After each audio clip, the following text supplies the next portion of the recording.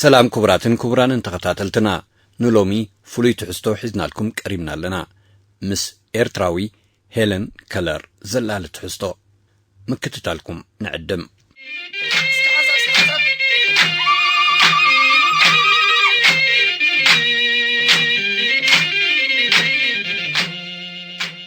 እዚ ከም ሄለን ከለር ኣዒንቱ ዘይርእን ኣእዛኑ እውን ዘይሰምዕ ዜናዊ ዝበሃል ሎሚ ብህይወት የለን ዛንታ ህይወቱ ግን ከምዚ ይመስል ኣብታ መዓልቲ ዝባላዕ ሙቐት ፀሓይ ነይሩ ወላዲቱ ንዜናዊ ስድራኣ ክትቀልብን ላዕልን ታሕትን ክትብል ኣያቕለበትሉን እቲ 2 ዓመትን ገለ ዋርሕን ጥራይ ዕድመ ዝነበሮ ዜናዊ ጩራታት ፀሓይ ኣብ ንብሱና ፀሓየ ኣብ ደገ ኣሕለፎ ሓሓሊፉ ዝሸብብ ዝነበረ ንፋስ እውን ድሮና እናልዓለ ክግጭ ወርፈደን ወዓለን ብኡ ዝኣክል ከይኮነ ይተርፉን እውን እዋን ለይቲ ብብርቱዕ ረስኒ ክቕሎ ዝሓደረ ረስኒ ወዳ ብሻቐሎት ዝበልዓ ኣዲኡ ቃንዝኡ ከተዕግስ ሙሉእ ለይቲ ተጋደለት መሬት ምስ ወግሓ ኸኣ ገለ ደኣ ፈኺስዎ እምበር ዝተኻዕዎ ረስንስ ፍጹም ኣይነክየን 2-3 መዓልታት ምስ ገበረ ግን ረስኒ ሰቡነቱ በብቑሩብ ክዝሕል ጀመረ ኣዒንቱ ግን ብብርቱዕ ረስኒ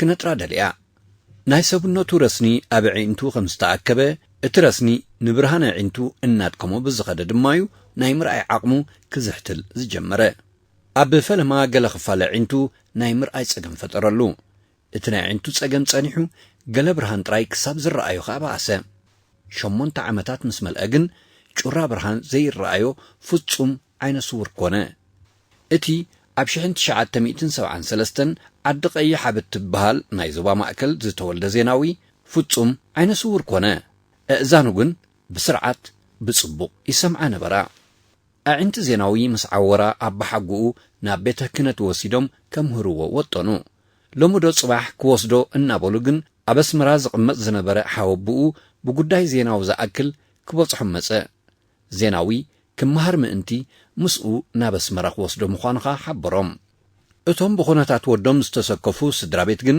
ክንዱኡ ፀገም ተሰኪሙ ክመሃር ከም ዘይክእል ብምሕባር መለስሉ ኣብ ኣስመራ እንዳ ብርሃ ባህታ ዝበሃል ዓይነ ስውራን ጥራይ ዘምህር ቤት ትምህርቲ ከም ዘሎ ምስ ሓበሮም ግን ዘይምፍላጥ ሕሱም ድሕር ምባል ዜናዊ ምስ ሓወብኡ ኣቦይ ወልደ ገርጊስ ናብ ኣስመራ ንኽኸይድ ፈቐዱ ዜናዊ ኣብ ቤት ትምህርቲ ዓይነ ስውራን ኣብርሃ ባህታ ከዓ ክመሃር ጀመረ እዚ ዝኾነሉ ዘሎ ዜናዊ ታሽዓይ ዓመቱ መሊኡ ነበረ ኣብቲ ቤት ትምህርቲ እቲ ብሞቢሊቲ ዝፍለጥ ዓውዲ ዝያዳ ካልእ ህይወቱ ኣብ ምልዋጥ ሓገዞ ሞቢሊቲ ብናይ ስምዒት ህዋሳት ማለት ክትሽትት ክትድህስስ ክትግልገል ዘኽእል ዓውዲ እዩ ዜናዊ ጎኒ ጎኒ ኣካዳምያዊ ትምህርቱ መሳርሒ ሙዚቃ ክመልኽ እውን ፃዕረ ባዕሉ ብዝሰንዓ ክራርን ኣብቲ ቦታ ብዝረኸባ ፍሉትን ሙዚቃ እናተለማመደ እውን ግዜ ይሕልፎ ነበረ ኣብ መፋርቕ 1985 ዓመተ ምህረት ድማ ንኽራርን ፍሉትን ብምልከት ክጻወተን ከኣለ መባእታ ኣካዳምያዊ ትምህርቱ ምዛዘመ ንማእከላይ ደረጃ ናብ ቤት ትምህርቲ ጎዳይፍ ማለት ቤት ትምህርቲ ባና ተሰጋገረ ንማእከላይ ደረጃ ብዘይ ፀገም ሰጊሩ ካልኣይ ደረጃ ንኽመሃር ኣብ ቤት ትምህርቲ ቀሃዝ ማለት ቤት ትምህርቲ ቀይሕ ባሕሪ ተጸንበረ 12 ክፍሊ ክሳብ ዝበጽሕ እውን ብሓደ ወገን ብሰንኪ ስንክልንኡ ንዝገጥሞ ብድሆ በቲ ካልእ ድማ ንፈተነ ኣካዳምያዊ ትምህርቱ እናበድሀ ተምሃረ ሓንቲ ሕማቕ ዕለት ግን ተረኽበት ንብሩህ መጻኢኡ ከየቋምት ዝዓገተቶ ናይ 12 ክፍሊ ትምህርቲ ንምዝዛም ማትሪክ እናተዳለኹን ከለኹ ሓደ መዓልቲ ኣብ 1994 ምስታ ጉጅለ ባህል ውዒለ ንገዛ ተመለስኩም ኣብ ገዛ ሃና ምስ እትበሃል መሓዛይ እዕልል ነበርኩ ሽዑ ሃንደበት ድምፃ ክትሕተኒ ጀሚሩ ፀኒሕ እውን ፈጺመ ክሰምዓ ኣይከኣልኩን በቲ ኣጋጣሚ ክልቴና ሰንቢድና ይብል ዜናዊ ቅድሚ ገለ ዓመታት ኣብ ዝገበሮ ቃለ ምሕተት ብድሕሪ እዚ ዜናውን እቲ ሃና ዝተባሃለት መሓዙኡን ናብ ሕክምና እዮም ከይዶም ዜናዊ ኣብ ሆስፒታል መካነ ህይወት ኦሮታ መርመራ ጎሮሮን ዓይንን ኣካየደ ተስፋ ዝነበሮ ውፅኢት ግን ኣይተረኽበን መሰደራ ሕማማቱ ሃገራዊ መልቀቂ ፈተና ማለት ማትሪክ ክፍተን ወሰነ ግን ፍጹም ኣይከኣለን ፀገሙ ዝተረድኡ መምህራን ግን ክሕግዞ ምእንቲ ሓደ መምህር መደብሉ ተፈተነ ከዓ ናብ ዩኒቨርሲቲ ዘእቱ ነጥቢ ክረክብ ግን ፍጹም ኣይከኣለን 1.4 ጥራይ ስለ ዝረኸበ እቶም ኣዕሩኽቱ ዝነበሩ መማህርቱ ንዝለዓለ ትምህርቲ ናብ ዩኒቨርሲቲ ኣስመራ ተጸምበሩ። ዜናዊ ነዚ ጀመሮ ጥበብ ሙዚቃ ክቕጽል ዝተገደደሉ ምኽንያት እምበኣር እዚ ክንጠቕሶ ዝጸናሕና እዩ። ጽባሕ ካብቲ ማሊ ዝበለጸት ክገብራ ሓኾስ ዝብል ዝነበረ ዜናዊ ኣብ ርእሲ ዑረት ዓይኒ ጽመት እዝኒ ገጠሞ። ብሰርዝ እውን ጸገም ሰዓቦ፣ ግን ከኣ ተስፋ ይቈረጸን። ለይትን ቀትርን ነተን ዝመልከን መሳርሒ ሙዚቃ ክቓንን ናብ እዝኒ ሰማዒ ክበጽሓሉ ዝኽእል ሙዚቃ ከዓየለንን ይጽዕት ነበረ። ዜናዊ ፍጹም ዓይነ ስውርን ፍጹም ጸማምን ኮነ። ምስ ዜናዊ ዝረዳዳእ ግን ሓደ መንእሰይ ነበረ፣ ኣድሓኖም ይበሃል። ምስ ዜናዊ ብኸመይ ክረዳድኡ ከም ዝኽእሉ ሓደ እዋን ተሓቲቱ ከም ዝኽብል መሊሱ ነይሩ። ኣድሓኖም ምስ ዜናዊ ኣብ ዩኒቨርሲቲ ኣስመራ ኢና ንፋለጥ።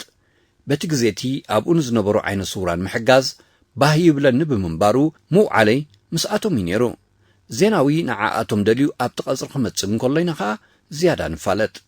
ምስ ተፋለጥና ብኹሉ ክእለታትን ሞራልን ፈትየዮ፣ ተደናጊጸ ድማ ስለዚ ክሕግዞ ወሲነ ይብል። ዕርክነት ዜናውን ኣድሓኖምን ካብ ግዜ ናብ ግዜ እናዓበየ ኸደ። ኣድሓኖም ካብ ዩኒቨርሲቲ ኣስመራ ተመሪቑ ሃገራዊ ግቡእ ክዓምም ብምምህርና ኣብ ማይ ምነ ዞባ ደቡብ ምስ ተመደበ እውን ዕርክነቶም ኣብ ዋጋ ዕዳጋ ኣየእተዎን።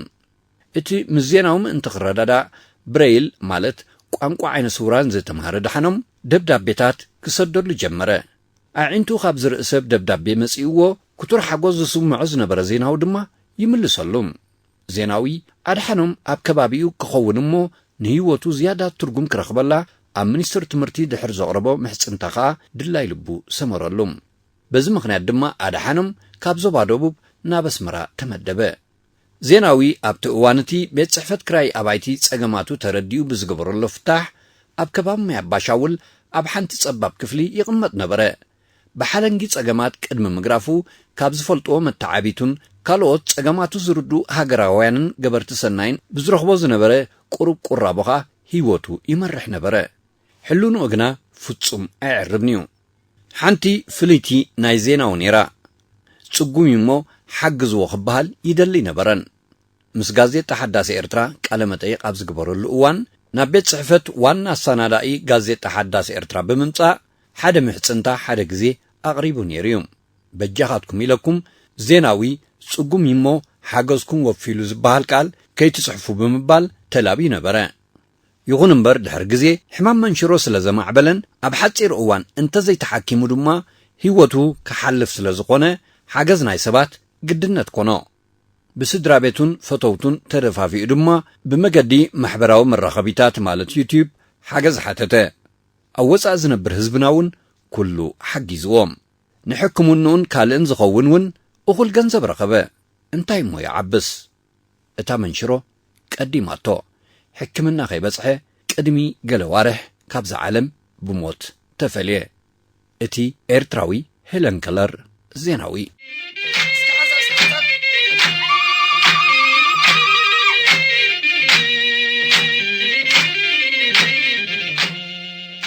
ክቡራትን ክቡራንን ተኸታተልትና ሰነዳት ብምውካስ ኣብ ህይወት ኤርትራዊ ሄለን ከለር ዝኾነ ዜናዊ ዘዳለናያ ትሕዝቶ ኣብዚ ፈጺምና ኣለና። ስለምክትታልኩም ነመስግን።